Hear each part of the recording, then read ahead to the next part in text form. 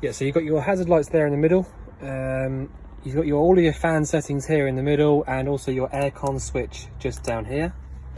Indicators and lights sit on the left hand dial, and your washers and wipers are on the right hand dial. Lever, sorry. Handbrakes down here on the right hand side. And the only other thing to really point out to you that's quite important is your isolator switch here for your leisure battery. So it's a sort of a bit of a standard Mclouis thing to do. So if I turn this off, everything in the back end would stop working. So basically you need to leave that on at all times if you want to use the van. And if you are going to leave the van for a little while, then they give you that option there to isolate it so you don't get any battery drain or anything like that. So that's all of that. You've got your hookup point just here, labelled on the outside. Your boiler vent is this one just here. So if you had your boiler on heating or hot water or whatever, you'd feel hot air coming out through the bottom. Toilet cassette locker. You've got a fresh water flush in here, so you don't need to worry about topping up any fresh flush fluid or anything like that above. To actually use the cassette itself, you literally take off this cap here and then empty it out from here, obviously, and then hold the yellow button down whilst you do that. I've lubricated all of this section in here in the middle as part of the HAD check, so you don't need to worry about doing that.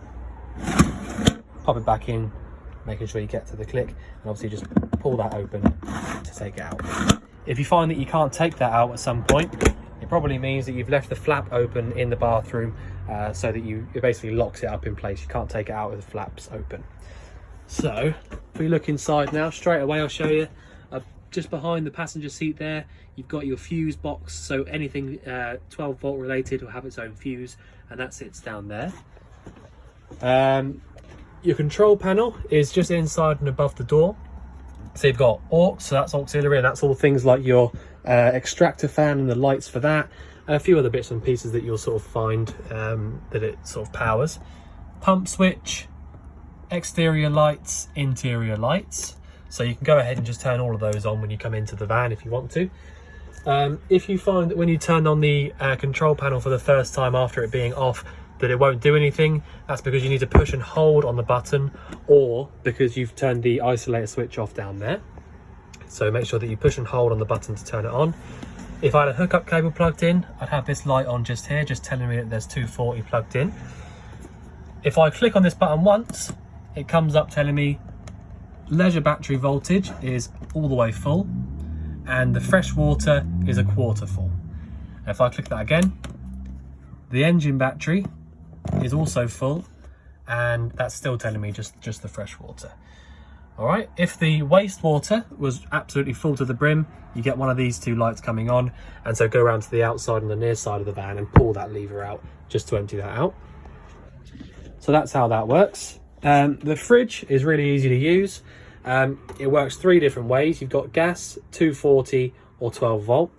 240 is the same as 230, don't worry about that. So basically, if you want to light the fridge up on gas, just turn it over to here. So you hear straight away the igniter. You probably heard the igniter on the video, and that stopped as soon as the gas lit up.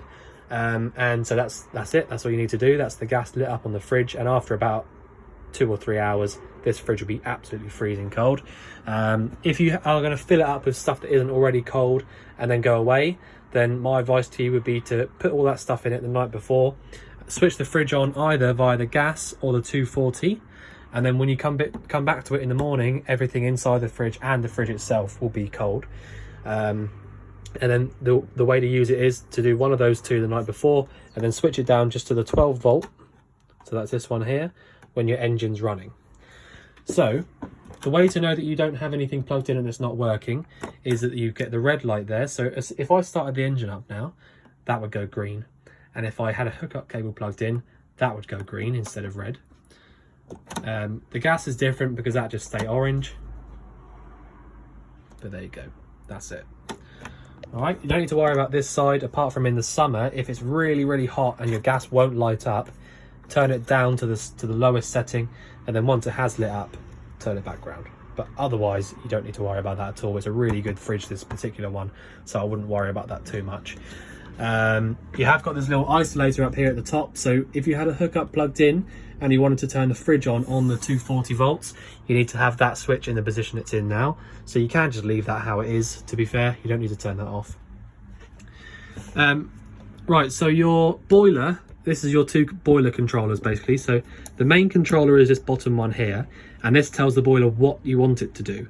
All right, so if I want the boiler to heat the water up, I'll go either 1 up to 40 degrees hot water, or 2 up for 60 degrees of hot water.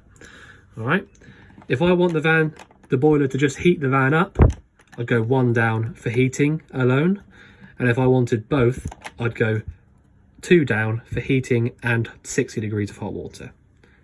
All right, so if you go ahead and choose what you want the boiler to do, it's the bottom one, Trumatic C. And the one above that is basically the boiler's energy selector. So where it is at the moment is just on gas, so the boiler will only use gas. And if I go 1 up or 2 up, then the boiler will only use electric. If I go 1 down or 2 down, it's using gas and electric at the same time. So I could leave it all the way at the top and go all the way to the top down here. It won't do anything because there's no hookup plugged in. But basically, you get 60 degrees of hot water using only the hookup. If I left it here in the middle, I'd still be getting 60 degrees of hot water, but it'll be only using gas. All right, so that's how those little dials work. They are a bit of a, you have to get your head around them a little bit, but once you've done that, they're really, really good and really reliable as well. You don't need to worry too much about those. In this cupboard, you've got a boiler isolator switch, so if you wanted to turn that off from your 240 volt electric completely, you can do from there.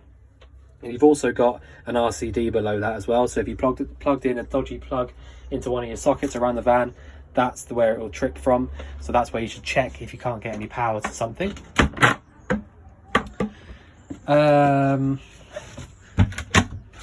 Your boiler dropout, so the way to empty out your boiler is by pushing this little button down, and to actually obviously stop it from draining out, you lift it back up again. So that's that. The sink, it's a bit of a funny tap actually, but it is a standard Mclouis thing to do. But if you want to use your boiler, and to be fair, in any instance when you want to come in and use the van, what you want to do is go up to your control panel and turn all those buttons on the left hand side on. And basically just come here and push the tap up for the cold water, so it's up and over, and then back down towards you for the hot water. And just make sure that's coming through nice and smoothly and there's not loads of air bubbles sort of coughing and spluttering everywhere. And that's the way to know that your boiler is full. As long as that pump runs off and stops like that, that's the way you know that your boiler is definitely full. And then you pop that away all the way down like that, and then all the way down. So that's your sink. So like I say, before you start playing around with your boiler, you want to do that just to ensure that your boiler is definitely full. You've got a 4-burner hob and also a grill and oven. So you've got ignition, which works off this button just here. So that's the igniter for all 4 of your hobs, the grill and the oven, which obviously I've checked all of those as part of the HAB check. But basically you've got a little prong of metal that sticks up next to all of these, which is a thermocouple, which you've got at home on all of your sort of cookery bits. So basically, if the flame got blown out somehow, the thermocouple would notice that there's no burning gas coming through anymore, and it would stop any excess gas after about 10 seconds or so from coming through and filling up the van. So that's just something to point out. It's a nice little thing to have. Your extractor fan works exactly how it should. So as you can hear, and then it goes up through there outside the van. Turn that off. And also you've got 2 lights underneath as well. Alright, so go into the bathroom shower area now. So straight away you notice you've got exactly, pretty similar style of sink really. It's just literally a hot and cold. So fill up for the cold and round for the hot. The toilet itself is really easy. The flush is just down here at the back, and that works off your normal pump as well, so you need to have your pump on if you want to use that. So that pumps water around there, and then to actually empty it, pull the lever open, and like I said, you need to have that closed if you want to take that out from outside. You've also got a little light switch in here which does those two up there, and you've got a constant vent through there, so you know you can't sort of get any damp forming inside of here really, because they can be sort of damp areas, you know, especially having the shower here as well, which is why you've got the exact same one in here. Light switch is of course outside of this one so that you can't get that too wet. The shower, I won't show you that because I'll get soaking wet, but it's exactly the same tap as what's in the sink in the bathroom. So you literally just get in there, pull this around you so that you don't get water all over the van, and there'll be a plug underneath that, so that's all good. And then you've also got your great big double bed, so really nice little van actually. I think I wrote that on the sheet, but you know, if I didn't, it's true. I didn't have to fix much on it whatsoever at all, so whoever's had this van before has really looked after it quite well. So yeah, so you've got this little skylight above your head here, so you literally just undo that by doing that and then tighten it back down to get that down. That's it. And because it opens up from that way, when the wind's going across it when you're driving, it won't try and flap open or anything like that, so that's all good. So yeah, your main skylight is even easier than that really. You just literally undo these two clips here, pushing in the button as well when you do that, like that, and then you literally pull that lever down and push up, and that's it. It will stay up on its own. So yeah, so sorry that there's only there's a couple of videos to it. It's 2 videos. It's because my phone storage gave up, to be honest, so yeah, sorry about that, but that's all done, and we look forward to seeing you soon to collect your van. Thanks very much.